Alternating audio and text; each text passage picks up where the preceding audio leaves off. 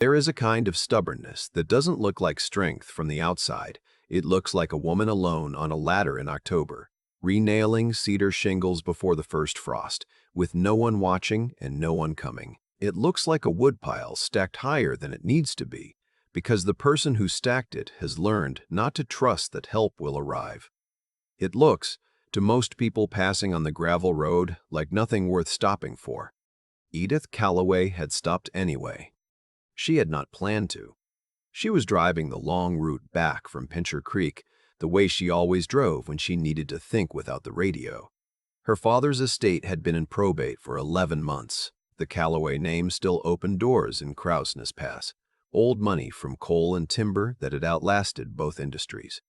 But Edith had spent the better part of a decade making sure she opened her own doors. She ran 4,200 acres southeast of Coleman, managed her own accounts, sat on the land trust board, and had exactly one person in her life who called her Ed, and that person was dead. She almost missed the property entirely. It sat back from the road behind a broken gate, the kind that hangs from one hinge, not out of neglect, but out of pure lack of hours in the day. The house was old, but not unloved.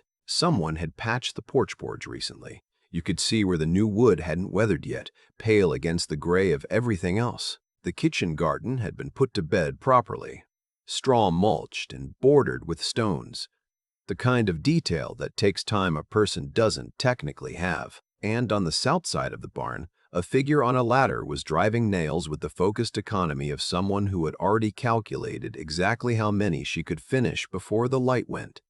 Edith pulled over without deciding to. She sat in the truck for a moment. The woman on the ladder was perhaps 30, with dark hair pulled back and a nail apron that had seen better years. She did not look down. She drove another nail, tested the shingle with her palm, moved 3 inches to the left. Edith got out of the truck. The woman heard boots on gravel and looked down without alarm. Not suspicious, just assessing. The look of someone who had learned to categorize visitors quickly and had found most of them wanting.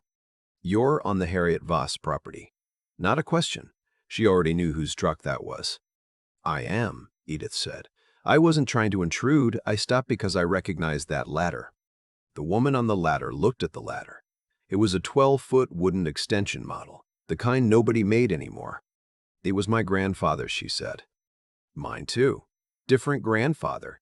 Edith looked up at the patched shingles. "You're doing it right, by the way. Most people skip the starter strip." The woman descended without hurry and pulled the nail apron over her head. "Clara Voss." She offered her hand the way people do when they've decided to be direct about it. "Edith Calloway." Something moved in Clara's expression. Not deference, just recognition. The same way a person recognizes weather coming. "I know that name," Clara said. "Most people do." Edith said it without apology, because it was simply true. "How long have you been running this place alone?" Clara looked at the barn, the garden, the single hedge gate. "My mother passed in February. I've been keeping it since then." Keeping, not running. The word was precise. Edith understood the difference. She didn't stay long that first visit. She walked the south fence line at Clara's invitation, noted where the posts had heaved from the frost cycle, said what she thought without softening it. 3 sections would need pulling and resetting before spring. The northwest corner had a drainage problem that was going to take out another 10 feet of fence if the snowmelt ran the way it had been running. Clara listened without writing anything down, which told Edith she was already tracking all of it. Before she left, Edith asked one question. "What's your situation with the grazing lease on the upper pasture?" Clara was quiet for a moment. "It expired in September. I haven't renewed it because I haven't had the money to stock it anyway." "Who held it before?" "Brennan Haig." Edith nodded slowly.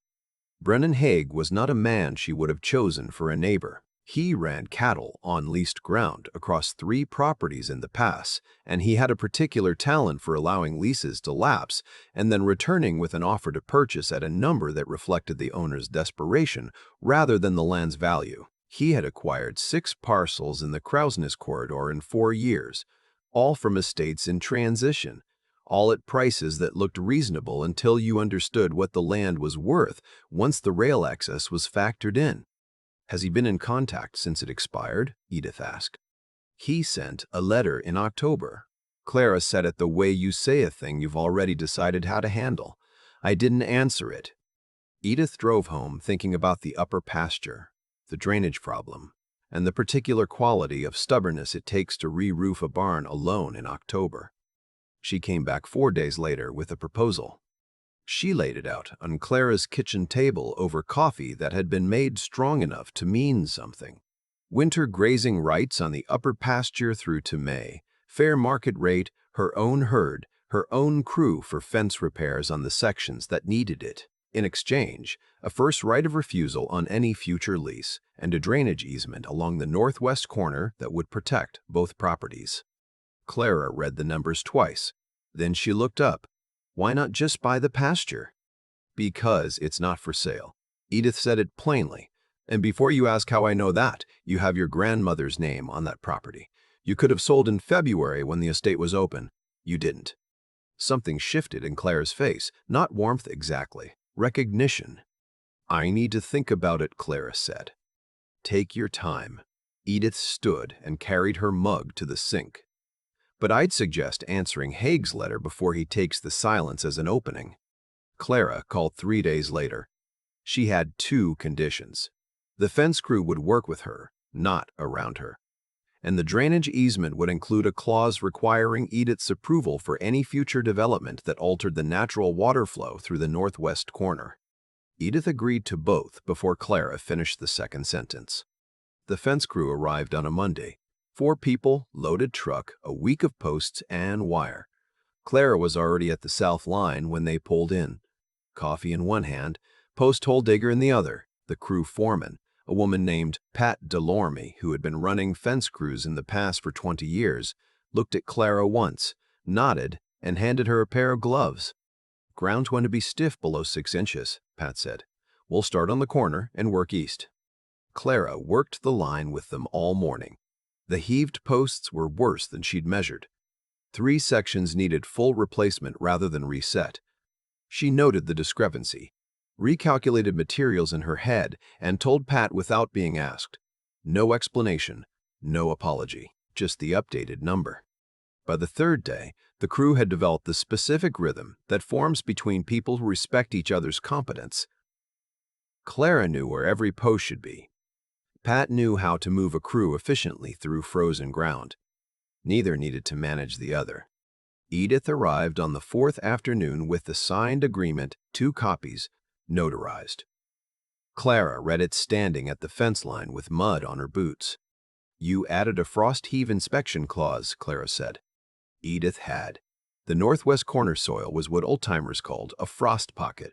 It moved differently from the surrounding ground, and a fence crew that didn't know it would reset the same posts every 3 years. The clause required a spring inspection after the first thaw, which would catch any heaving before it became a full replacement job. It protects the fence work, Edith said, which protects your pasture boundary. Clara looked at the clause for a long moment. Then she signed both copies on the hood of the truck and handed one back without ceremony. That evening, Pat told Clara what Edith had said before the crew left Coleman. She'll know that property better than any of us. Don't assume. Ask. Clara held that information quietly. She had expected Edith Calloway to send a crew. She had not expected her to send one with instructions to listen. November came in fast and cold, the way it does in the pass when the weather comes over the divide without warning. Clara was splitting kindling by the woodshed when she heard a truck on the road, not Edith's, a different one, newer, with a logo on the door she didn't recognize. The man who stepped out was dressed for an office, not a ranch. He had the particular smile of someone who practiced it. Miss Voss. He said it like he'd already looked her up. Dale Fenwick, Western Land Holdings, I've been authorized to present you with an offer on this property. Clara set down the splitting maul. She had heard of Fenwick the same way she'd heard of bad weather. Not directly, but from the kind of people who had been through it. He worked the estate corridor from Lethbridge to the BC border, specializing in properties in transition. He wasn't a forger, He wasn't the kind who made threats in writing.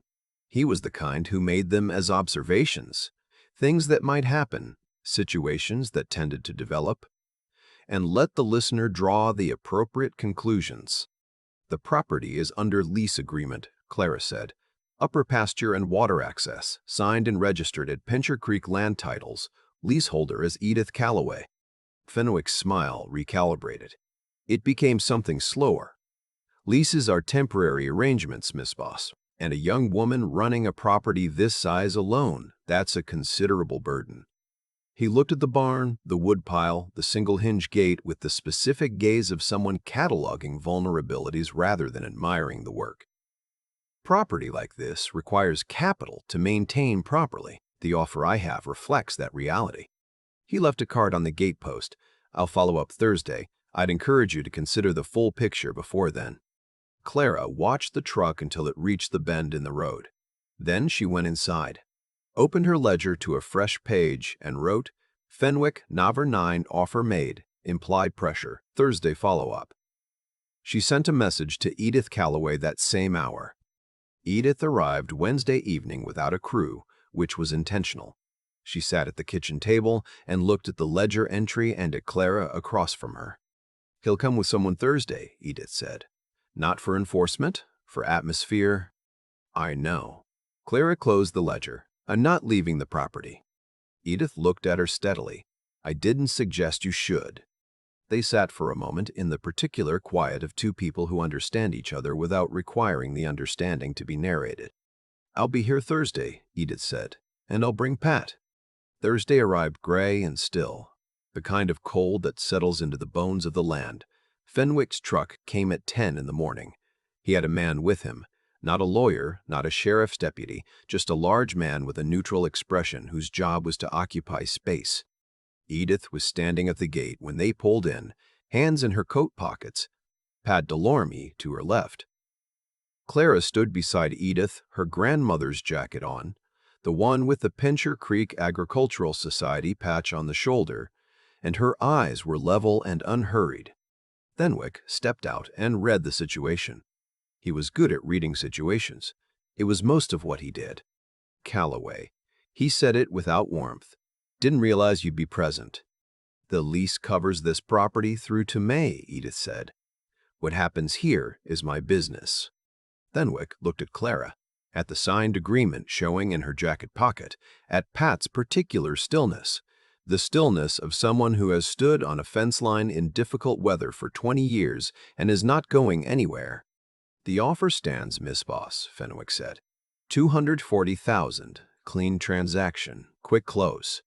The offer is declined, Clara said. Her voice carried across the yard without effort. It was declined when you left the card. It was declined in the message I sent Thursday morning. If you return to this property after today, I will be filing a harassment complaint at Pincher Creek RCMP, and I will be doing it with the Calloway name on the accompanying statement. She said the last part without looking at Edith, which was the right instinct. A long silence. Fenwick's companion shifted his weight. The large neutral man had not expected a woman in her 30s in an agricultural society jacket to cite the RCMP with that particular quality of certainty. Fenwick looked at Edith once, measuring, finding nothing to work with. He touched 2 fingers to the brim of his hat, turned, and drove out. Pat watched the truck until the sound faded, then said quietly, That's only the second time I've seen Fenwick leave without a counteroffer. Edith looked at Clara. Clara was already walking back toward the woodshed. Word traveled the way word travels in small ranching communities. Not loudly, but completely. Within a week, 2 neighboring landowners had stopped by the Voss property specifically to hear what had happened at the gate. A land broker leaving a property without a counteroffer was not a common occurrence in the Crowsnest corridor, and people who live close to the land take careful note of uncommon occurrences. Margaret Fournier, who held the Pincher Creek Land Trust chairmanship and had watched a dozen small properties get absorbed by holding companies in the past 5 years, stopped Edith outside the registry office 2 weeks later. I heard about the Voss property, Margaret said. Then you heard correctly. Margaret looked at her over the rim of her coffee cup. You know what you've done. Every speculator working the estate corridor is going to look twice at any property with your name on the paperwork before they make an approach. That's the intention, Edith said. Margaret was quiet for a moment. Most people with your resources would have simply purchased the parcel. Edith tucked her copy of the filed agreement under her arm. She didn't want to sell. Margaret held that for a beat. In 11 years running this trust, I don't think I've seen that equation work out this way. A Callaway taking a lease instead of a deed because the owner said no.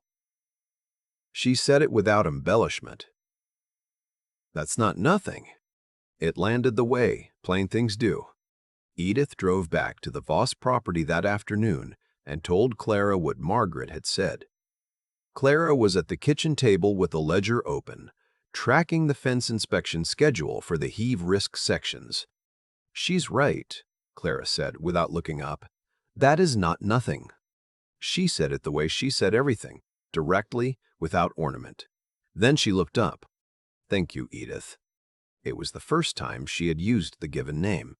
Edith didn't make anything of it, but she noticed. December settled over the past the way it always does, gradually, then completely. The upper pasture held Edith's cattle through the rotation schedule they'd agreed on. Clara monitored the fence line and the drainage easement and sent weekly field notes to Coleman, brief and precise, post condition, ground movement, cattle traffic impact on the northwest corner. Edith replied with equally brief notes, adding context where Clara's observations opened a question. Historical frost patterns in that particular pocket. What the old survey markers indicated about the original drainage. The specific way the prevailing wind from the divide accelerated ice formation on the upper fence sections. It was a correspondence of facts. It was also without either of them naming it something else. Edith came in person the second Thursday of December, ostensibly to check the northwest corner before the heaviest grazing movement of the season. She found Clara crouching at the drainage line, measuring soil compression at the fence base. You'll want a rock deflector here, Clara said without looking up, and a brush buffer along this section. Otherwise, the cattle approach funnels the pressure into the same 3 feet of fence every time. Edith crouched beside her and looked at the soil profile. Clara was right. It was the kind of knowledge that lived in a person rather than a manual. The specific understanding of how a particular piece of ground behaved under a particular kind of pressure, built over years of watching and measuring. They stood. Neither moved away with the speed of someone who found the proximity uncomfortable.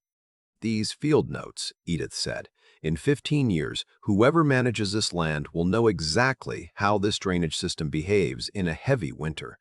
That knowledge usually disappears with the person who holds it. Clara looked at her. You've been thinking about who manages this land in 15 years. I have, Edith said. The wind came down off the ridge through the last of the standing grass, cold and clarifying. Miss Voss, Edith said. In the register she used to open a negotiation. But slower. I'd like to discuss whether the arrangement between us might take a different form. Something longer term. Clara held her gaze without looking away. You're talking about more than the lease. I am. She did not answer immediately. She never answered anything that deserved consideration with anything less than consideration. She answered on Sunday morning. Frost on the truck windows, no ceremony. She drove to Coleman and found Edith in the north pasture, running a fence inspection before the ground hardened further. Edith saw her coming across the field and waited. I have conditions, Clara said. Something moved in Edith's expression, careful, warm. The Voss property stays titled separately. My grandmother's name stays on the deed. The 280 acres is mine, registered in my name. Agreed. I manage the land records for both properties. The ledger system I've built stays intact and continues. I'd expect nothing less. Clara looked at her steadily. And I don't become a supporting role in someone else's operation. If we're doing this, we're doing it as principals. Equal voice on decisions that affect either property. Edith looked back at her for a long moment. I told Pat before the crew came that you would know that property better than anyone I could send. I've known what I was looking at since the first day I stopped on that road. The silence between them held more than either would have put into words. "Then we're agreed," Clara said. She extended her hand. Edith took it, firm, clear, the same as the first meeting. Not rescue, not relief. The particular confidence of someone who has read every clause and found the terms sound. Spring came to the pass, the way it always does, slowly and then with great conviction. The drainage deflector held through the snowmelt. The fence line stood true on all sections, including the northwest corner, which had moved less than Clara had projected. The upper pasture came back green earlier than the neighboring properties, which was what good drainage management looked like over time. On the first page of the Springland record, the property heading had changed. Callaway Voss Land Holdings, Crowsnest Pass, Alberta, spring 1884.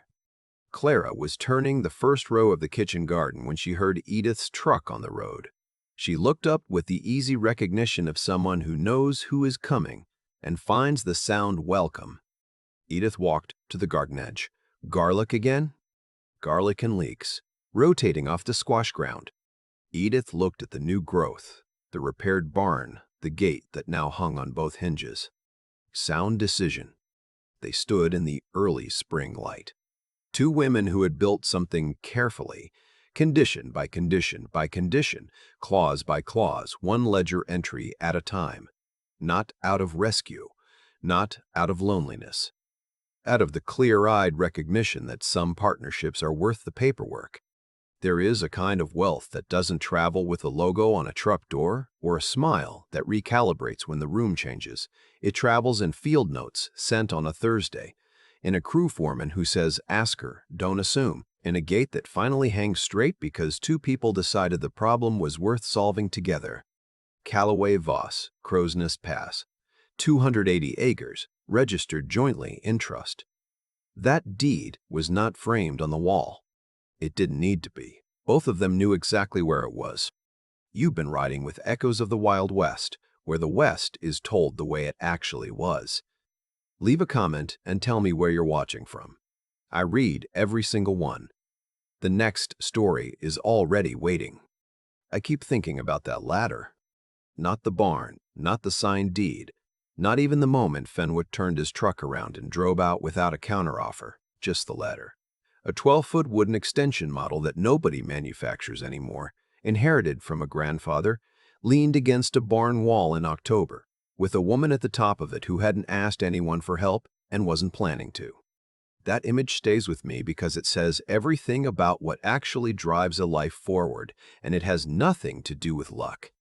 Clara didn't end up with a partner, a repaired fence, and her grandmother's name on a joint deed because things happened to work out. She ended up there because of a specific sequence of choices that started long before Edith Callaway pulled over on that gravel road. She chose to keep the property when she could have sold it in February. She chose to put the kitchen garden to bed properly even when that of time she didn't technically have. She chose to note Fenwick's visit in the ledger the same hour it happened, with the date and the exact nature of the threat written plainly. None of those choices were dramatic. All of them mattered. That's what I think about when people talk about resilience, like it's a feeling, like it's something you either have or you don't. What Clara had wasn't a feeling. It was a practice. It was the decision, made repeatedly and without ceremony, to do the next right thing with whatever was in front of her. Fix the shingle. Plant the garlic. Write it down. Send the message. That kind of steadiness doesn't come from optimism. It comes from having looked clearly at your situation, accepted what it actually is, and decided to keep working anyway. That's not easy. It's also not mysterious. And then there's Edith. I think about what it took for her to pull over. Not physically. Physically, it costs nothing. You just slow down and stop. I mean what it took in terms of who she had already decided to be before that moment. She came from a name that opened doors, from money that could have bought the Voss property outright and saved a lot of paperwork. She chose a lease instead. She chose to ask Clara's permission before sending a crew. She told Pat Delorme to listen to Clara rather than manage her. Those weren't small decisions. They were the decisions of someone who had thought carefully about the difference between help that serves the helper and help that serves the person who actually needs it. That kind of discernment is rare. It's also, I think, learnable. But only if you're honest enough to ask yourself which one you're doing. What I find most worth sitting with is the way Fenwick lost. He didn't lose because he was outmuscled or outspent. He lost because he couldn't find anything to work with. Not a desperate seller, not an isolated woman, not a property without paperwork. Every vulnerability he'd planned to use had already been addressed, not by Edith's money or influence, but by Clara's preparation and the specific quality of the partnership they'd built. Integrity isn't just a moral position. It's a practical structure. It closes the gaps that people like Fenwick spend their careers looking for. I think about what I want to build in my own life, and it usually comes back to something like that gate. The one that finally hung on both hinges because two people decided the problem was worth solving together. Not because it was easy, not because someone owed someone, because some things are worth a careful, patient, unglamorous work of doing them right. That's what lasts.